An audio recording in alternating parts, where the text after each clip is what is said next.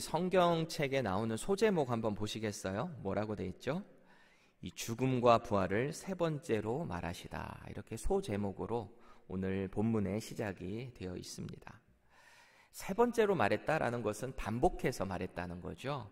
그만큼 중요하다는 뜻입니다. 앞선 16장에서 베드로가 믿음의 고백을 한 이후에 예수님께서는 자신의 사명을 처음으로 말씀을 하셨어요. 그리고 17장에서 귀신 들린 아이의 귀신을 쫓아내신 후에 다시 한번 이 사명에 대해서 말씀을 하셨어요. 그리고 오늘 17절, 18절에서 세 번째로 당신이 이 땅에 왜 오셨는지에 대한 그 사명을 말씀을 하시는데, 우리 이 말씀을 다시 한번 읽어볼게요. 머리에서 그림을 떠올리면서 예수님이 이래서 오셨구나, 예수님의 앞으로의 일들이 이렇게 펼쳐지겠구나, 한번 그림을 생각하면서 다시 한번 읽어볼게요. 보라, 우리가 예루살렘으로 올라가노니 인자가 대제사장들과 서기관들에게 넘겨짐에 그들이 죽이기로 결의하고 이방인들에게 넘겨주어 그를 조롱하며 채찍질하며 십자가에 못 박게 할 것이나 제3일에 살아나리라. 예수님께서 이렇게 제자들에게, 특별히 주님을 따르던 많은 제자들 외에 딱 정확히 12제자, 특별한 제자, 당신께서 선택하신 제자들을 길가에 따로 세우시고 이 말씀을 다시 한번 하신 거죠. 이 말씀하시는 사명의 내용을 가만히 보면 당신의 사명을 돌려서 말씀하시나요? 아니면은 직접적으로 말씀하시나요? 직접적으로 말씀하세요. 거침없죠? 아주 적나라해요. 앞으로 주님께 닥칠 그 위기를 적나라하게, 그 위기에 대해서 그대로 제자들에게 말씀을 하시는 내용이죠. 그럼 이 말씀을 듣고 난 제자들의 마음이 어땠을까요? 어땠을 것 같으세요? 이제 한참 예수님의 인지도가 막 올라감과 동시에 인기가 계속해서 올라가고 있어요. 주님께서 보여주신 수많은 기적들, 많은 사람들이 예수님을 따르면서 5병이어 7병이어의 기적을 경험했어요. 저분을 따라가면 수많은 기적들이 계속해서 열리겠구나, 이대로 계속 가다 보면 로마를 밀어내고 저 예수님이 정치적인 이스라엘의 왕이 되겠구나, 이런 생각이 제자들의 마음속에, 머릿속에 가득 차 있을 그때에 예수님께서 십자가에 죽으실 거다라는 얘기를 하시는 거죠. 십자가에 달린다라는 얘기는 지금 이 수많은 인기, 수많은 영광들이 한순간에 다 잃어버리게 된다라는 말을 의미하죠. 그러니까 이런 말이 제자들에게는 들리지 않아요. 아니, 듣고 싶지도 않고 그 상황에 대해서 생각하고 싶지도 않은 거죠.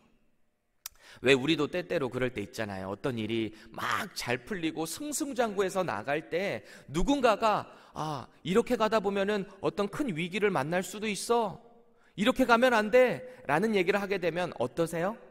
그렇지, 바로 딱 고쳐지시나요? 듣고 싶지 않을 때 있잖아요.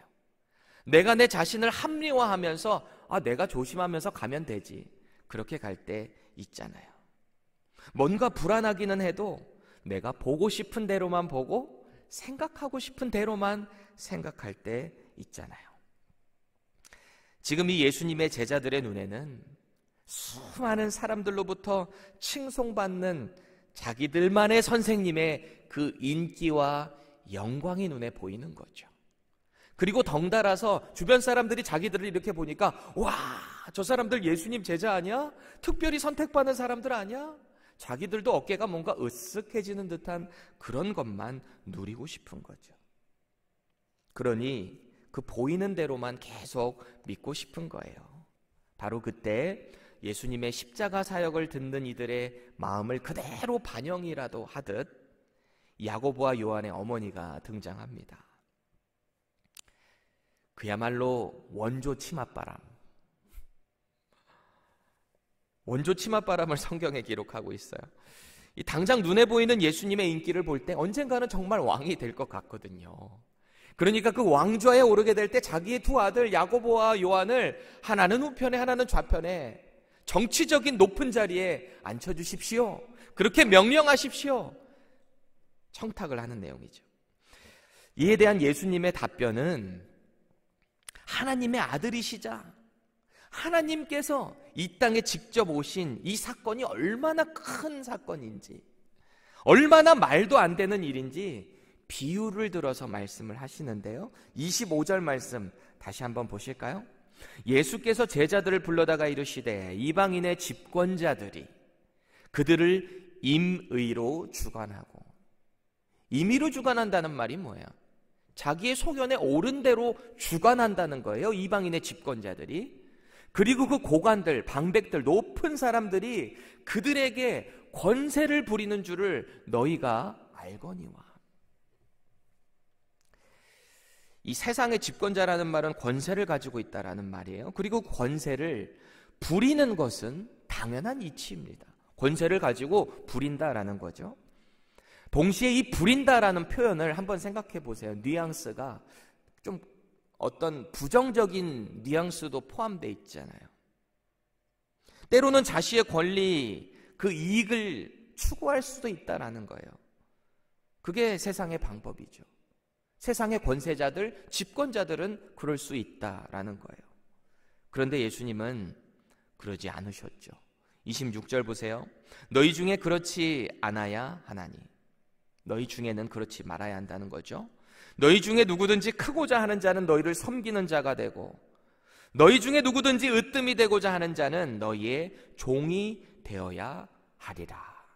하나님의 아들이신 예수님께서 이 땅의 사람들에게 그렇게 하셨듯이 온 인류 만물의 창조주이시고 집권자이시고 권세자이신 예수님, 창조주 하나님께서 그렇게 하지 않으셨기 때문에 나를 따르는 너희들 역시 그렇게 해야 된다 라고 말씀하시는 것입니다. 권세를 가진 자가 종이 되는 것은 그동안 주님께서 계속해서 강조하신 천국의 방법이자 원리이다라는 것을 제자들에게 말씀하시는 거죠. 그리고 이제는 주님은 여리고에서 떠나 예루살렘으로 향해 가십니다. 원래의 사역의 본거지였던 갈릴리를 떠나서 이제 점차 예루살렘으로 가까이 와서 이제는 여리고를 떠나서 예루살렘으로 가시는 장면이죠. 예루살렘으로 간다라는 말은 예수님의 십자가의 사명이 점점 다가오고 있다라는 뜻입니다. 예수님의 발걸음을 생각해 봤어요. 어땠을까? 무겁지 않으셨을까요? 왜냐하면 먼저는 십자가의 그 끔찍한 육체적인 고통과 죽으심을 예수님도 고스란히 느끼시는 우리와 똑같은 육체를 가지고 계셨잖아요. 예수님도. 당신의 사명을 잘 알고 계시는 하나님의 아들이심과 동시에 완전한 인간이셨기 때문에 그 육체에 대한 고통의 두려움도 있었을 거예요. 이제 예루살렘으로 입성한다. 이 말은 십자가의 죽으심이 디데이가 점점점 다가오고 있다라는 어떤 압박감이 느껴질 수 있다라는 거죠.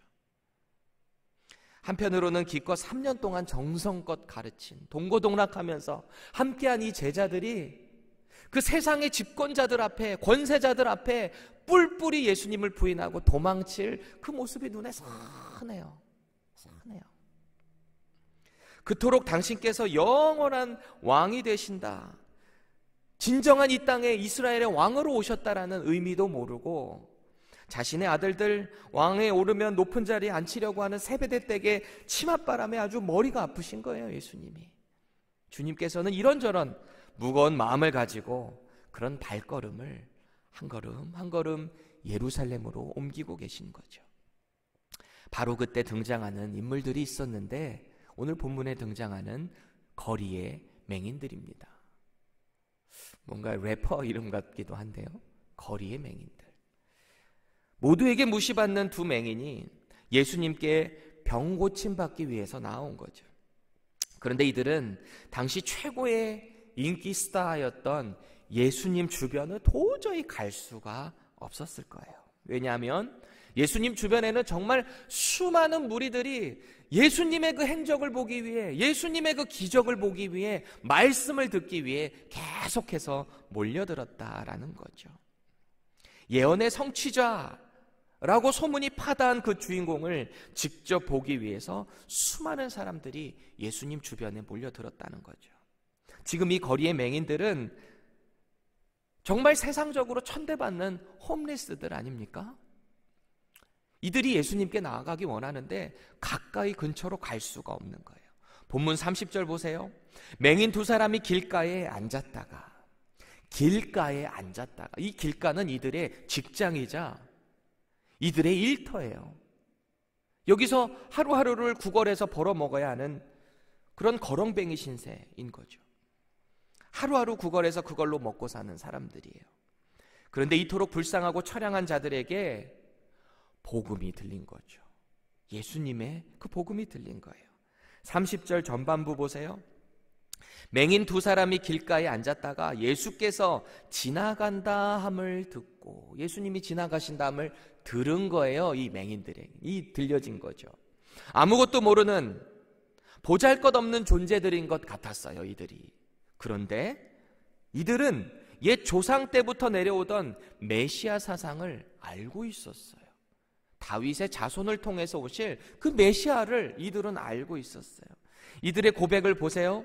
주여, 우리를 불쌍히 여기소서, 다윗의 자손이여. 확실히 알았는지 넌지시 알았는지 어쨌든 이들은 다윗의 자손을 통해서 메시아가 올 것이다 라는 것을 알고 있었다라는 사실입니다. 그래서 그것을 외친 거예요. 우리를 불쌍히 여기소서, 다윗의 자손이여. 그렇게 외친 거죠. 그런데 예수님을 너무 만나고 싶었지만 다가갈 수가 없는 거죠.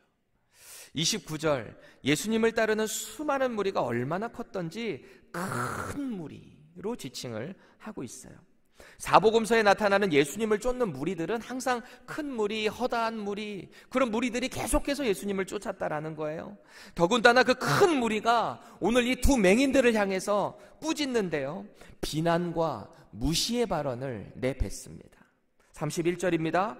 무리가 꾸짖어 잠잠하라 이렇게 외친 거예요. 여기서 성경의 표현이 점잖아서 그렇지 아무래도 육두문자가 쏟아졌을지도 몰라요. 어디서 이런 것들이 우리 주님께 저리 가! 이랬을지도 모르잖아요. 어떤 인격모독의 발언이 아주 이들을 향해서 그렇게 꾸짖음 가운데 있었을지 몰라요. 그런데 눈을 뜨고자 했던 이 두 맹인들의 열망은 그 수치심과 꾸짖는 것 가운데서도 그것을 뚫어버렸어요. 예수님을 향해서, 그 무리들이 꾸짖는 향해서도 예수님을 향해 크게 외친 거죠. 우리를 불쌍히 여기소서, 다윗의 자손이여. 이렇게 외친 거예요. 이들의 열망은 예수님을 반드시 만나고자 하는 그 마음의 열정으로 가득 차 있었던 거죠. 제가 미국 온 지 한 2년째 됐을 때인데 영어도 서투르고 문화도 아직 서투르고 막 그럴 때였죠. 그런데 타주에 일이 있어서 달라스에서 타주를 가야 되는데 DFW 공항 가서 비행기를 딱 타려고 이제 체크인하고 이제 티켓도 받아서 딱 보는데 제가 있잖아요. 보딩 타임하고 디파처 타임을 헷갈린 거예요, 두 개를. 그래서 디파처 타임을 보딩 타임인 줄 알고 그냥 그 시간만 보고 아내랑 둘이서, 그때는 아직 아이도 없을 때니까 아이랑 룰루랄, 아이는 아내는 미국 온 지 얼마 안 돼서 긴장도 많이 하고 타주를 또 가야 되니까 좀 뭔가 조급한 마음이 있는데 저는 분명히 시간 보니까 많이 남아있는 거예요. 그래서 햄버거 하나 먹읍시다. 햄버거 먹고 좀 여유 갖다가 딱 이제 체크인해서 들어가서 딱 섰는데 한 200여 명 가까운 사람들이 그 안에 인스펙 쫙 서 있는 거예요. 근데 가까이 보니까, 제가 다시 보니까 디파처 타임이 그제서야 딱 깨달은 거죠. 아, 비행기 출발하는 시간이구나.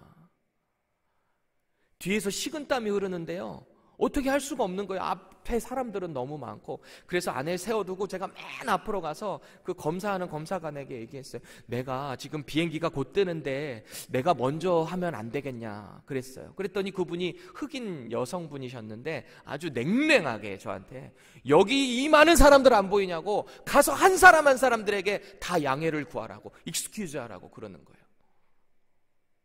얼굴이 제가 하얘지면서 근데 비행기는 타야 되겠고 그 자리에서요 제가 어떤 용기에서 그랬는지도 모르겠는데 큰 소리로 이 모든 사람들 앞에서 막 빌었어요. 내가 지금 뭐라고 했는지 영어로 했는지 기억도 안 나요. 어디서 그런 용기가 났는지 막 제가 얘기를 했고 막 뭐 please를 왜 이렇게 많이 했는지 Can I check in before you guys? Please, I'm begging you. My plane is leaving soon. 막 이렇게 얘기했는지 뭐라 했는지 기억도 안 나요.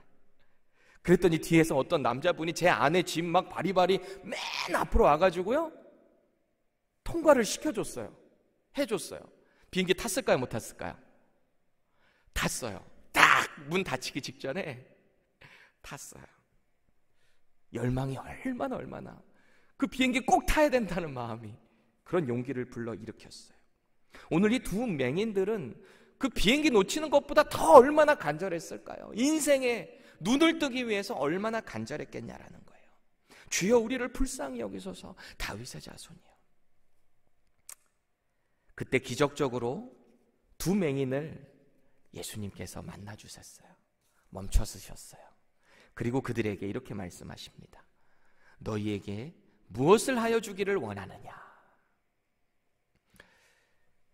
그런데 예수님의 이 질문 좀 이상하지 않아요? 저는 볼 때마다 좀 이상했었어요. 정말 몰라서 물어보시는 건지, 이 두 맹인들이 뭐 원하는지 몰라서 무디셔서 물어보시는 건지, 맹인인 거, 허름한 거 딱 보면 아는데 그들이 뭐 원하는지, 뭐가 가장 필요한지 아실 텐데 왜 물어보셨을까요? 오늘 주님은 이들의 믿음을 확인하고 계신 것 같아요.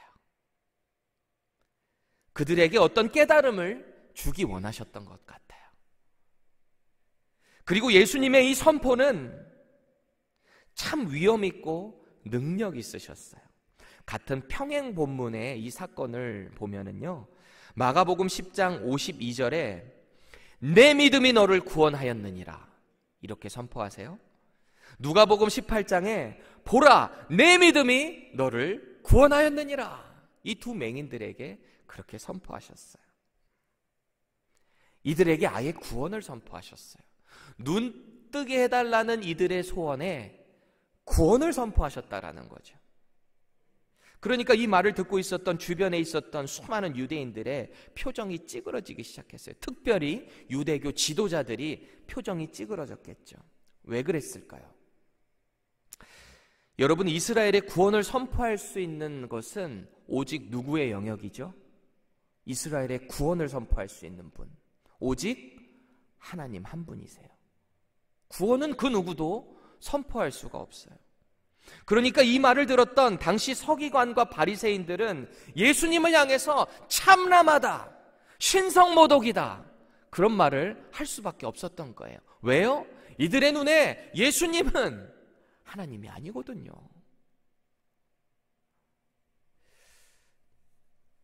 예수님은 하나님이시고 하나님의 아들이시며 선지자들이 예언한 바로 그 구원자 메시아이기 때문에 이런 선포를 할 수 있었던 것입니다.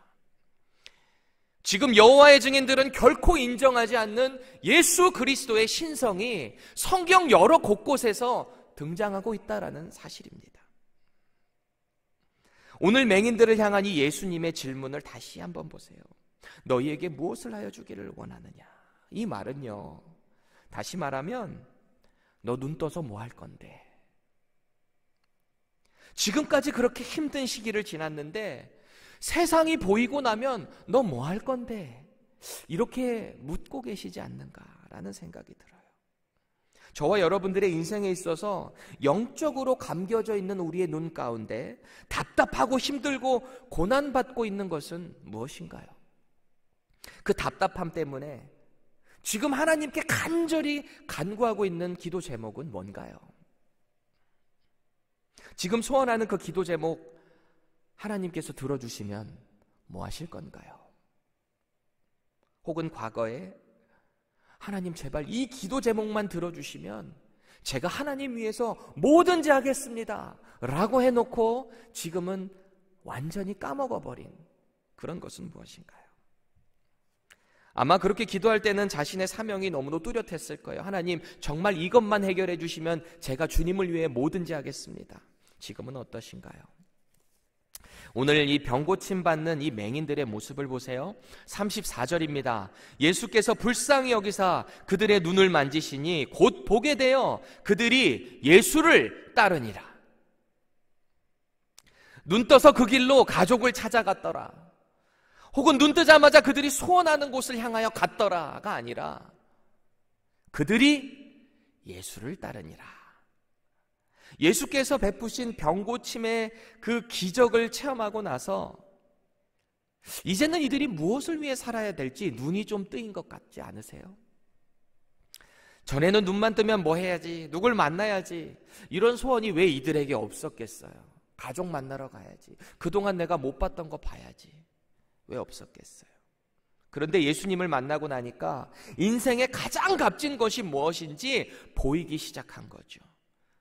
물론 이들이 그 이후에 끝까지 예수님을 제자로 따랐다라는 기록은 없어요. 하지만 한 가지 중요한 것은 그들의 인생 평생에 있어서 내 눈을 뜨게 해주신 분이 다윗의 자손이고 바로 예수 그리스도이다라는 사실을 평생 기억하며 살지 않았을까요?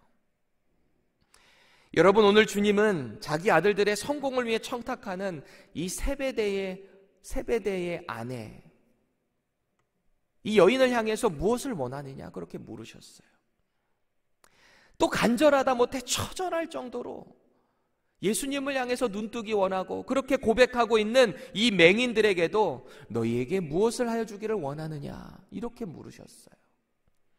그렇다면 오늘 이 말씀을 대하고 있는 저와 여러분들에게도 질문하지 않으실까요? 내가 너희에게 무엇을 하여 주기 원하느냐?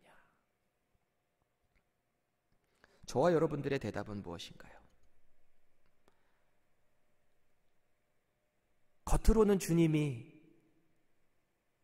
원하시는 대로 살기 원합니다.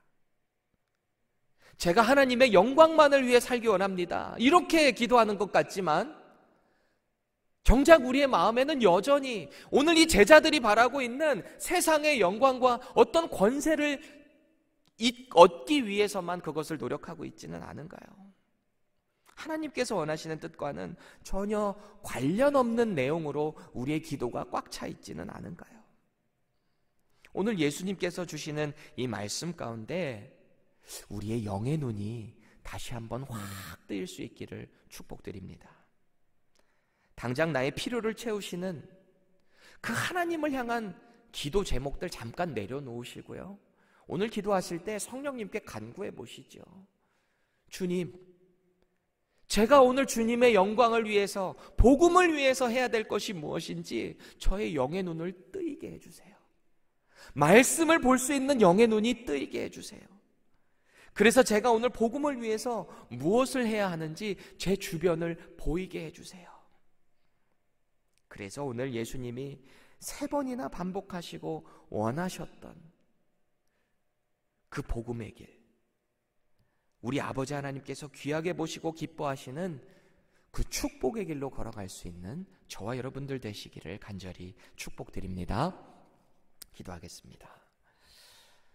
하나님 감사합니다. 말씀 가운데 다시 한번 우리의 마음을 기경할 수 있게 하시고 마음밭을 새롭게 함을 통해서 말씀을 받게 하시니 감사합니다. 우리의 영적인 눈이 다시 한번 환하게 밝혀질 수 있기를 간절히 원합니다. 그래서 우리 주변에 예수 그리스도를 모르는 자들에게 주님의 복음을 전하고 그들의 영적인 눈도 뜨이게 할 수 있는 그런 도구로 오늘도 쓰임받게 하여 주시옵소서. 당장 우리의 마음 가운데 소원하는, 우리의 인생 가운데 필요한 것을 간구하기 이전에 이 모든 것들을 먼저 채우시고 하나님께서 이 모든 일들을 이끌어 가시고 주관하신다는 사실을 믿고 믿음으로 걸어가는 우리 모두 되게 하여 주시옵소서. 오늘도 그 사명자로 걸어갈 수 있게 해주시는 예수 그리스도의 이름으로 간절히 기도합니다. 아멘.